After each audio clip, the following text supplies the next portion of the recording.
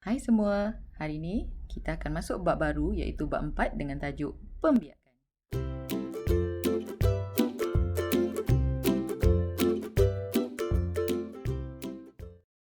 Subtopik kita pada hari ini ialah mengenai pembiakan seks dan aseks. Jadi, kita tengok dulu apa maksud pembiakan. Pembiakan ialah proses penghasilan individu baru oleh organisma hidup. Okey, maksudnya dekat sini ialah semua organisma hidup termasuk manusia, haiwan dan juga tumbuhan akan membiak untuk menghasilkan individu baru. Okey, individu baru dekat sini membawa maksud anak lah. Okey, kita teruskan dengan kita tengok contoh kat sini. Okey, kita tengok contoh yang pertama, manusia. Manusia membiak dengan cara melahirkan anak. Okey, kemudian kita tengok ikan paus juga membiak dengan cara melahirkan anak. Ikan paus beranak ya. Okey, kemudian ayam pula membiak dengan cara bertelur. Ini semua ketiga-tiga yang ditunjukkan di dalam slide ini ialah cara bagaimana organisma membiak. Okey, pembiakan terbahagi kepada dua jenis, iaitu yang pertama ialah pembiakan seks, yang kedua ialah pembiakan aseks. Okey, jadi dalam sains bila ada perkataan a ni, dia membawa maksud tidak. Okey, jadi kita nak faham dulu. Okey, a kita dah faham, kita nak faham pula apakah maksud perkataan seks. Okey, seks bermaksud apabila proses tersebut melibatkan sel-sel pembiakan. Jadi sel pembiakan di sini ialah sel sperma dan juga ovum. Ini untuk manusia dan juga haiwan. Ataupun kalau kita nak senang, sel pembiakan ni dia melibatkan dua jantina. Okey, bila ada terlibat dua jantina, jantan, betina, lelaki, perempuan, maksudnya pembiakan itu ialah pembiakan seks. Manakala pembiakan aseks pula, dia tak memerlukan sel-sel pembiakan. Maksudnya dia tak perlukan sperma, tak perlukan ovum, tak perlukan jantan, betina, lelaki, perempuan. Tak ada. Okey, dia tidak berjantina. Okey, nanti kita tengok contohnya apa. Okey, jadi sel pembiakan seks ni berlaku kepada manusia, haiwan dan juga tumbuhan berbunga. Okey, nanti kita akan belajar macam mana tumbuhan menjalankan pembiakan seks. Okey, manakala pembiakan aseks pula, dia berlaku kepada tumbuhan yang jenis macam ni. Contohnya bawang, halia, ubi kentang. Ini semua tak memerlukan sel pembiakan. Sebab bawang kita tanam je bawang, nanti dia akan tumbuh bawang yang baru. Macam itulah. Okey, contohnya. Dan juga organisma ringkas. Okey, di sini diberi ameba, hydra, paramecium dan sebagainya. Okey, jadi gambar di sini kita boleh tengok ini apa dia organisma yang melakukan pembiakan seks. Okey, kita ada burung, ikan, reptilia, tumbuhan berbunga, mamalia, amfibia. Boleh kata kebanyakan organisma-organisma yang kompleks menjalankan pembiakan seks. Manakala pembiakan aseks dia banyak berlaku kepada tumbuhan dan juga organisma yang ringkas. Kita pergi kepada pembiakan seks. Okey, pembiakan seks melibatkan dua induk. Okey, induk ni apa? Induk ni ibu. Ibu bapa lah. Okey, jadi pembiakan seks melibatkan dua induk, iaitu induk jantan. Okey, ni tadi cikgu dah kata tadi, induk jantan, induk betina.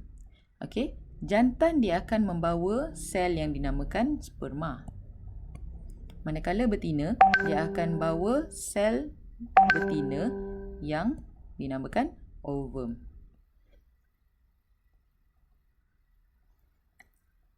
Okey, pembiakan seks, bila berlaku pembiakan seks, dia akan menyebabkan anak tersebut tidak sama dengan induk. Okey, anak tersebut akan membawa variasi genetik. Bermaksud di sini ialah anak tersebut dia akan mendapat sebahagian sifat daripada ibu dan sebahagian lagi daripada bapa. 50-50 lah. Okey. Okey, jadi Kita tengok di sini sekali lagi induk jantan. Induk jantan, okey, dia akan ada testis. Okey, di testis inilah yang akan menghasilkan gamet jantan yang kita panggil sperma. Ini perkataan ni gamet. Ni pun kena ingat. So kita dah belajar gamet, induk. Perkataan-perkataan tu semua kena familiar. Sel. Gamet jantan ni samalah juga dengan sel pembiakan. Sel jantan. Okey, sama, membawa maksud yang sama, perkataan je yang berbeza. Okey, kemudian induk betina dia akan ada ovari. Ovari inilah tempat untuk menghasilkan gamet betina, iaitu ovum. Jadi kalau kita tengok bentuk gamet jantan dengan gamet betina berbeza. Okey, gamet jantan kita tengok dia akan ada kepala dan juga ekor. Gamet betina pula dia bulat saja. Okey. Okey, kita tengok pula maksud persenyawaan. Jadi bila melibatkan pembiakan seks ni dia memerlukan untuk berlaku persenyawaan. Okey, jadi persenyawaan ada dua jenis, iaitu yang pertama persenyawaan dalam. Yang kedua persenyawaan luar. Apa beza persenyawaan dalam dengan persenyawaan luar? Okey, sekali lagi. Persenyawaan ni melibatkan pembiakan seks. Jadi mestilah ada gamet jantan iaitu sperma dan juga gamet betina iaitu ovum. Okey, jadi persenyawaan dalam membawa maksud sperma dan ovum ni tadi akan bercantum di dalam badan induk betina. Okey, manakala persenyawaan luar membawa maksud gamet jantan dan gamet betina, sperma dan ovum dia akan bercantum di luar badan induk betina. Untuk menghasilkan anak ni, sperma dengan ovum perlu bercantum. Baru dia dapat anak. Okey, jadi persenyawaan dalam dia bercantum di dalam badan betina. Persenyawaan luar dia bercantum di luar badan betina. Okey, jadi tempat berlaku percantuman. Okey, induk jantan dia akan membebaskan gamet jantan di dalam badan induk betina. Okey, jantan dia akan bebaskan sperma dalam badan induk betina. Okey, kemudian untuk persenyawaan luar, induk jantan dia akan bebaskan sperma dia di luar badan induk betina dan induk betina juga dia akan keluarkan ovum dia. Okey, biasanya persenyawaan ni berlaku di dalam air. Okey, jadi proses dia, gamet jantan akan dibebaskan ke dalam organ pembiakan betina yang mempunyai gamet betina dan kemudian dia akan membentuk zygote. Ini semua nanti kita akan bincangkan dengan detail. Okey, manakala persenyawaan luar pula, gamet jantan dia akan berenang menuju ke arah ovum. Telur. Telur ni ovum lah. Okey, dan kemudian dia akan bercantum. Okey, ini contohnya persenyawaan dalam dan persenyawaan luar. Okey, kita tengok pepatung. Pepatung menjalankan persenyawaan dalam di mana induk jantan, yang ni kita tahu jantan lah. Okey, dia akan membebaskan sperma dia di dalam badan induk betina. Kemudian bila sperma dan ovum tu bercantum, dia akan menghasilkan telur ke, anak ke. Okey. Manakala persenyawaan luar, okey, kita tengok ovum pun dibebaskan, ni ikan betina. Okey, ini ikan jantan. Jadi ikan betina ni dia bebaskan ovum dia. Biasanya dia akan lekatkan pada daun-daun pokok. Macam tu. Okey, kemudian induk jantan ni pula dia akan bebaskan sperma dia berdekatan dengan telur-telur yang dibebaskan tu tadi. Jadi nanti sperma ni dia akan berenang sendiri. Dia akan senyawakan ovum ni semua. Barulah jadi telur tu ada anak ikan. Okey, kita tengok pula pembiakan aseks. Pembiakan aseks ni tadi apa? Tadi yang tidak melibatkan sel pembiakan. Tak ada sperma, tak ada ovum, tak ada jantan, tak ada betina. Jadi macam mana dia membiak tu? Pelik kan? Okey, pembiakan aseks berlaku dalam organisma ringkas. Okey, contohnya ameba, paramecium dan hydra. Ini pada topik yang lepas kita dah belajar. Ini ialah organisma unisel. Yang kecil je. Kita tak nampak dengan mata kasar. Okey, dan juga pembiakan aseks berlaku kepada tumbuhan. Okey, jadi bagi pembiakan aseks, satu induk saja terlibat. Persenyawaan tidak berlaku. Ingat ya, persenyawaan tak ada persenyawaan. Okey, individu baru yang dihasilkan seiras.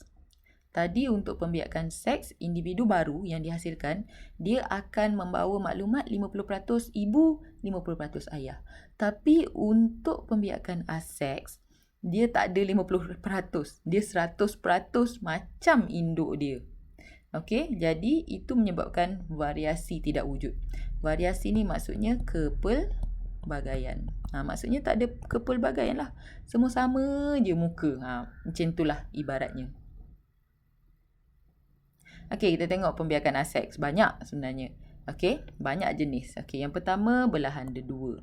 Yang kedua pertunasan. Yang ketiga penjanaan semula. Yang keempat spora. Yang kelima vegetatif. Okey, kita tengok belahan dedua dulu. Okey, belahan dedua macam inilah. Daripada satu sel induk, bila dia rasa dia perlu membiak, okey, ada keadaan dia rasa dia perlu membiak ataupun dah sampai masa dia perlu membiak, dia hanya akan bahagi je. Okey, dia hanya akan bahagi, terus dia akan jadi 2 sel anak. Ini biasanya terjadi pada organisma ringkas macam bakteria. Dekat sini dia bagi contoh yang samalah, ameba, paramecium. Okey, organisma ringkas memang menjalankan proses pembiakan aseks secara belahan dedua. Okey, kemudian yang kedua, pertunasan. Okey, pertunasan ni maksudnya daripada satu induk dia akan keluar anak daripada bawah, dia akan bertunas. Okey, pada badan dia tu sendiri tu dia akan bertunas. Okey, tunas tu dia keluar sikit je. Lama-lama dia akan berkembang dan akhirnya dia akan jadi serupa macam induk dia. Okey, jadi contohnya hydra dan juga yeast. Okey, tengok contoh ni bertunas. Tunas dia keluar satu bahagian je. Lepas tu lama-lama dia akan keluar sama dengan induk dia dan dia akan terpisah, dia akan membesar, berkembang. Tapi dia akan sama dengan induknya. Okey, kemudian yang ketiga, penjanaan semula. Penjanaan semula ni bermaksud daripada satu bahagian yang terpisah, okey, dia boleh tumbuh jadi organisma yang lengkap. Okey, contohnya cacing pipih. Ini cacing pipih. Ni cacing pipih planaria. Okey, tapak Sulaiman. Tapak Sulaiman kalau kita potong kaki dia satu, yang terpisah tu dia boleh jadi yang baru. Dia tak mati, dia akan jadi yang baru. Planaria, Spirogyra. Ini contoh-contohnya. Okey, kemudian yang keempat ialah pembentukan spora. Okey, pembentukan spora ialah pembentukan penghasilan spora. Spora ni dia macam biji. Okey, dalam dia akan dia akan duduk dalam satu struktur yang dinamakan sporangium. Jadi bila sporangium tu pecah, spora tersebut dia akan terbebas merata-rata. Spora ni kecil je. Jadi bila angin tiup sikit pun dia dah pergi jauh. Okey, jadi bila sampai di tempat yang sesuai, dia akan jadi tumbuhan yang baru. Contohnya alga, kulat, paku pakis, okey, dan juga bakteria. Okey, kemudian yang terakhir, pembiakan vegetatif. Okey, pembiakan vegetatif ni bermaksud daripada satu bahagian, okey, dia boleh tumbuh jadi bahagian yang lain. Okey, contohnya akar, batang bawah tanah, batang rayap, bawang, daun. Ini biasa untuk tumbuhan. Ini biasa untuk tumbuhan. Contohnya lobak merah. Lobak merah kalau kita potong yang atas tu, kalau ada lagi dia punya pokoknya dengan sikit lobak tu kita tanam, dia boleh tumbuh lagi.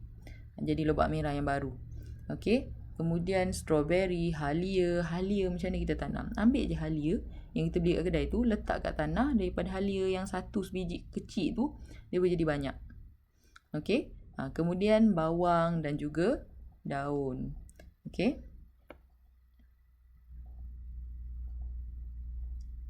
Okey, kita tengok pembiakan vegetatif. Kita fokuskan lagi dekat pembiakan vegetatif.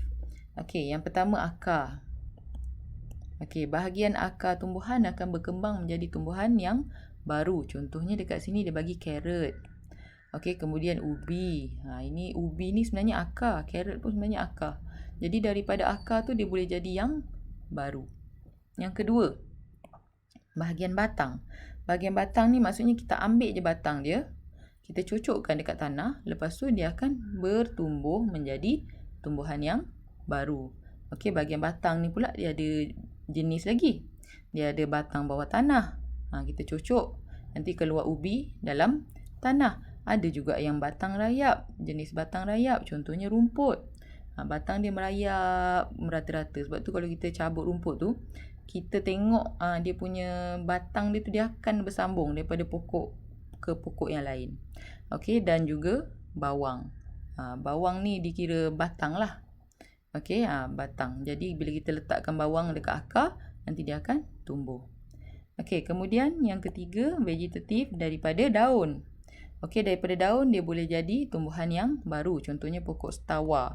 Siapa yang pernah main pokok setawa, dia akan ambil pokok tu. Kalau dulu-dulu kan main pokok setawa ni, ambil pokok letak dalam buku. Lepas tu tengok dia keluar akar.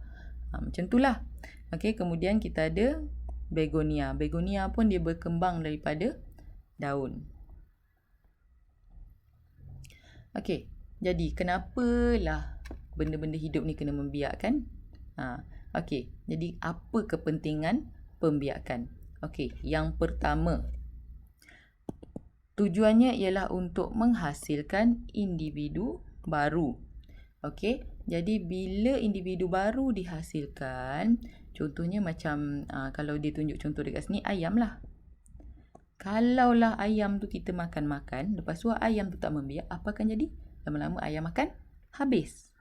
Okey, kalau macam manusia tak membiak, nanti apa akan jadi? Tak ada anak. Lepas tu lama-lama populasi manusia akan berkurang. Sebab itulah pentingnya untuk benda hidup membiak. Okey, untuk menambahkan bilangan. Okey, ini yang kedua. Menambahkan bilangan organisma. Okey, kalau bilangan tersebut tidak bertambah, dia akan menyebabkan berlakunya kepupusan. Okey, jadi yang lain, apakah kepentingan pembiakan? Okey, yang ketiga, variasi. Memberikan kepelbagaian. Okey, yang ini untuk organisma-organisma yang melakukan pembiakan seks. Okey, dia akan memberikan variasi kepada anak. Kemudian yang keempat, boleh mengelakkan penyakit. Okey, contoh elakkan penyakit ataupun mendapatkan kualiti yang lebih baik. Ini biasanya untuk tumbuhan. Contohnya pokok durian. Okey, satu durian isinya kuning, manis tapi nipis. Satu durian lagi isinya tebal tapi tawar. Jadi dia kahwinkan pokok durian tu melalui pembiakan seks. Okey, jadi kita akan dapat durian yang kualitinya lebih baik, iaitu yang anak dia isinya tebal, manis dan juga warna kuning contohnya. Okey, jadi ini adalah sebahagian daripada kepentingan pembiakan kepada benda hidup. Okey, jadi kita dah sampai di akhir perbincangan. Jadi apakah kesimpulan yang dapat anda buat? Pastikan selepas menonton video ini, anda buat pembacaan sendiri dan juga jangan lupa untuk buat nota dan bertanyakan kepada cikgu anda untuk mendapatkan penjelasan yang lebih lanjut. Sekian, terima kasih. Bye. Terima kasih kerana menonton. Jangan lupa subscribe, like dan share.